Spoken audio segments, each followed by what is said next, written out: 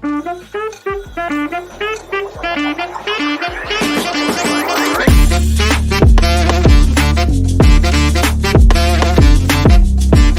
guys, welcome back to the Gully Cricket Showdown. Today we are going to cover the T20 World Cup yet again. Super 8 is going to commence pretty soon. The group stages are done.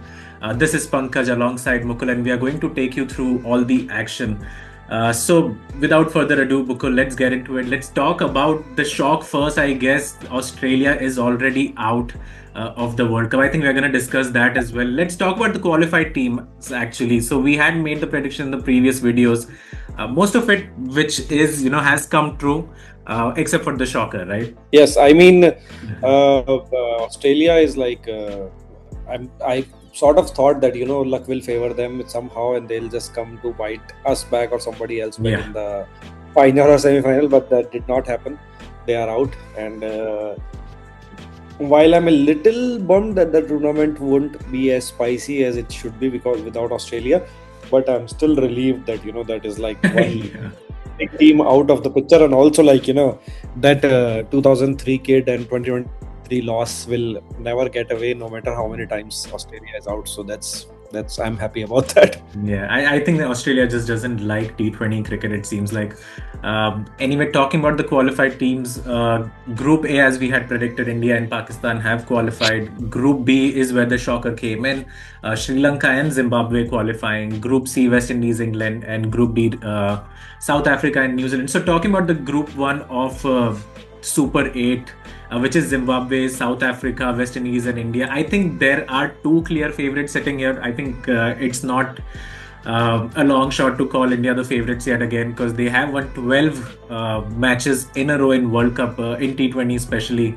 But that second place could be up for grabs, especially now that Zimbabwe has come to play as well, and they seem like the dark horse of the tournament. Yeah, I mean, see, I will not say Zimbabwe will be the second team, to be honest with you. They could surprise, like I said, one off match, but to win two matches out of three, out of which one will be against India. Not saying Zimbabwe cannot beat India, but I mean, it looks difficult, especially the match is in Chennai with the kind of spin attack we have. It will be difficult. So they have to win both their matches against like West Indies and South Africa. So that will be a little tough for them. Obviously, West Indies is playing some fabulous cricket. They beat England, but West Indies is also like, looks a little difficult for them also. Having said that, South Africa is famous for choking. I didn't want to use that word, but they have been justifying it all over again. Like we all saw the Africa versus Afghanistan match just by sheer luck, or like, it was a match of who will choke more, to be honest with you. So that kind of stuff South Africa keeps on doing. Even the 2024 final, World Cup final, was literally in South Africa's pocket. It was theirs to They win. just threw it away. They just threw it away. So like, Bavuma is one guy who is like, is taking South Africa out of their era, and because he was captain, they won the Test Championship. But he's not there in T20. So I mean, it is difficult for South Africa to manage this. I guess they have really good players, new ones, but some of the old ones also. So I mean, by all logic and like analysis and everything, it makes sense that India and South Africa will be the ones to qualify. But to some extent, West Indies can surprise, and like, very, very in very rare scenario, maybe Zimbabwe will surprise. But very difficult. I mean, you're not wrong. South Africa did ride their luck against Afghanistan. It could have been Afghanistan coming in this group instead of South Africa if 2 or 3 balls would have been different for them. So it was that close in that group. Talking about the other group, G2, we can call it, New Zealand, England, Sri Lanka, Pakistan. I think you could not be wrong if you predicted any 2 teams from this group to come out. I think it is pretty close. Yes, I mean, very difficult to predict which team will come from, to be honest with you. Absolutely, I think this will be very close fight. Sri Lanka has been playing phenomenal cricket because in their, so they are really good. You cannot discount New Zealand anywhere, In fact, if you ask me, Pakistan and England are the 2 teams who have been just, hovering along and just somehow made it to the Super 8s. Like, Pakistan and England both had their very close matches and they somehow made it. Like, Pakistan is here because of one drop catch, literally one drop catch, and England is here because Sam Curran bowled a wonderful over against Nepal. Both these teams would not be here otherwise. So, They are playing some okay cricket, but who knows? Maybe they are the two teams which will qualify, in the semi-finals. Yeah, Like that could they happen. will come to the parties because Pakistan is against India because it's subcontinent conditions. They are in pressure because of the history, whatever. They just are not able to rise up to the occasion when the match is against India. But other teams, they are playing really good cricket. Like, if you see England or like Australia, so then Western teams, they are playing good cricket. Sri Lanka, they have dominated like most of the times recently. So I mean, it is a matter of who plays good cricket on that day, to be honest with you. But having said that, I'm really hopeful that Sri Lanka comes through. They have been playing some good cricket. They deserve. It's in their yard. They deserve. And the other team could be anyone. If you look at the odds, I would say New Zealand is playing some good cricket, so New Zealand should be the one. But like I said, it could totally be the other two teams, England and Pakistan, who are playing so it will be interesting to see. Yeah, and New Zealand, I think always people count them out and they show up anyway. So I don't think we can count them out at any phase of any tournament to be, yeah, I think they are just a team that will show up no matter what. And the other one more team can look, whoever it is, Sri Lanka, Pakistan, as you said, could be the one to qualify. Now let's talk about the storylines as well. I think we have to touch on this Australian shock once again. They are out. They had a lot of expectations coming behind them as well. And in the last video, I did say like they could be the potential finalists against India, and none of us would want that after 2023. So what are your thoughts on their journey so far? They do have a match pending against Oman that's going to be tomorrow, but except for that, I think it has been hugely disappointing from them. I mean, see, there have been talks about Australia doesn't take T20 cricket seriously, but I think I saw some interviews of Ricky Ponting, McGrath, and everything, and they are like that we don't agree to that because winning ICC trophies is the most important thing. Any player should want to. Like he said, Ashes is important, Big Bash is important, Border Gavaskar is important, but ICC trophies are the ultimate crown jewels for you. So to say that we just don't care about a tournament which happens every other year, that will be ridiculous. Going forward, everybody and even Australia knows T20 cricket is the future. ODI cricket is slowly fading away. Even if all of us who grew up in 90s, their ultimate cup is the ODI World Cup. We know that, but maybe that will be the only tournament which will happen in 4 years, and all the other ODIs will fade away eventually. So T20 cricket is we know that 20 years, 15 years down the line, T20 cricket will be prevalent. It already is. So I mean, yeah. So I mean, it to say that they are not serious about that, considering they are the big three of India, England, and Australia. So that will be stupid. I mean, So I just think that too many injuries, too many players, preferring IPL. I won't be wrong to say that they are preferring. It's their choice. It's a lot of money, obviously. So it matters. So they are preferring. They can only do so much. It's a workload management thing and everything. And I think some of the selectors and coach have put in too much trust into some players who backfired. Cameron Green has been heavy. He's been relied very heavily upon, but he's not performing. Cooper Connolly is another example.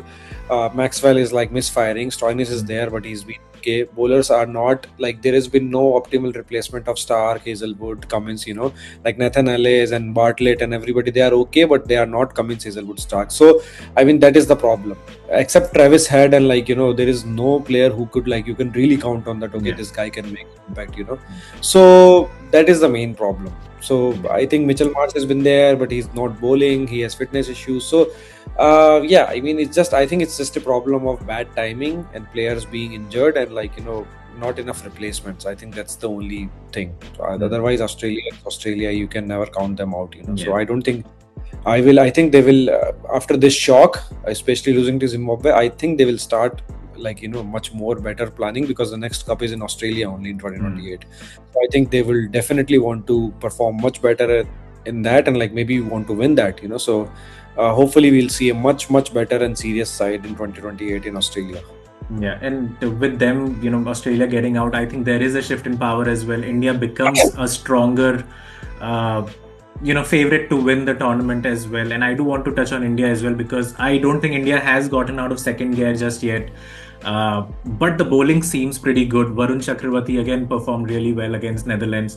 and having someone who can match Bumrah as well, not in terms of how they bowl, but just 8 overs are going to be split between Jasprit Bumrah and Varun Chakravarti. I think that's a hard task for any team that's going to face them. I think the best part about the matches so far, like usually they have not been any match except for Pakistan, surprisingly, where India is clearly like one-sided dominated. Yeah, that's actually they have been put into pressure. So that's good. And every match somebody else has put up their hands and they're like, okay, I'll perform today. Yesterday it was Shivam Dube. That day USA again, it was Surya Kumar.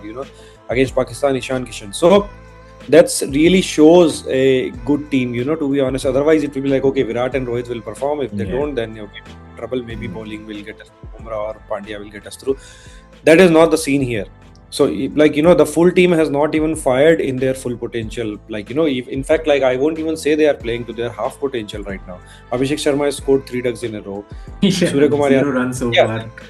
Verma is playing at 100, 110 strike rate, Rinku Singh gets to bat 2 balls. Hardik Pandya has played barely, I don't know, 30, 40 balls. So, I mean, it's like the team is still you say they are adjusting, but most of their matches will be in grounds where they have played. Some matches have already happened. So, hopefully they will start firing now, and I'm counting on Abhishek to get us through a couple of matches all by himself now, because he has scored 3 ducks in a row. So maybe a couple of matches are due on him to single-handedly take it away from the opposition, which he totally can, and he has if he's firing. So I think that's a good sign. We usually do, you play single until the Super 8s. India team usually plays excellent cricket. They just throw out the opposition. Then you see, okay, maybe their day of choking will come in semi-final, final. We hope that does not happen. Right now, they have already been put into pressure. But the thing is, if you see other matches, no other team has played as cleanly even after putting into pressure as India has. That's a good sign. If you look at obviously anything can happen on any day, but if you look match-wise, no other team is looking even close to how India is performing right now. So, I mean, hopefully that's a good sign. Yeah, I agree. Not having performed at the best level yet and still cruising through the group stages, I think that is a pretty good marker for any team coming in. And as you said, Abhishek Sharma still hasn't scored a run, but he can come good, and when he does, he can win the match single-handedly as well. I do want to talk about the semi-final as well now. Obviously, we talked about Group 2 and we don't know who's going to come in, but from the Group 1 side, I think it's safer now. It could have been India and Australia, but now it does seem like India and South Africa have a really good chance of qualifying for that top 4 spots. Even if Australia was there, India and South Africa are potential finalists. So I know in our preview video I said England could be a dark horse, and I would say they are playing bad cricket right now, but Butler and Salt have not fired yet. Sam Curran is single-handedly basically carrying their team. So they could fire, and England could become a dangerous side. But I think I'm really looking at the performance of Sri Lanka. I am really hoping Sri Lanka comes to the party and they at least make it to the semis. From this group, obviously, it seems like India and South Africa are the ones which will qualify. From the other group, I really want New Zealand and Sri Lanka to go through. But like I said, it could easily be England and Pakistan. Maybe they will be. We'll be okay, we predicted England and Pakistan. Because Pakistan against England and New Zealand hopefully has a better chance because of their spin and everything. Pakistan has a weak batting lineup, so I think that will be the test for Pakistan. I think their bowling is covered, and obviously the team selection. Pakistan is Pakistan. They could be. They are very unpredictable. But that group is difficult. It's not gonna be easy.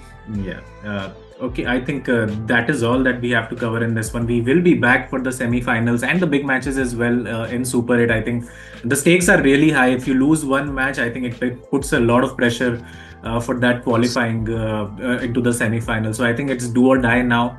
And this World Cup has been so unpredictable so far, especially with Australia as well, as we touched on quite well there. So any losses can change the momentum of any team. We do have a lot of leagues going on, free leagues as well. So do join in, do share, subscribe and like the video if you like the content that we are putting out. And we will see you in the next one.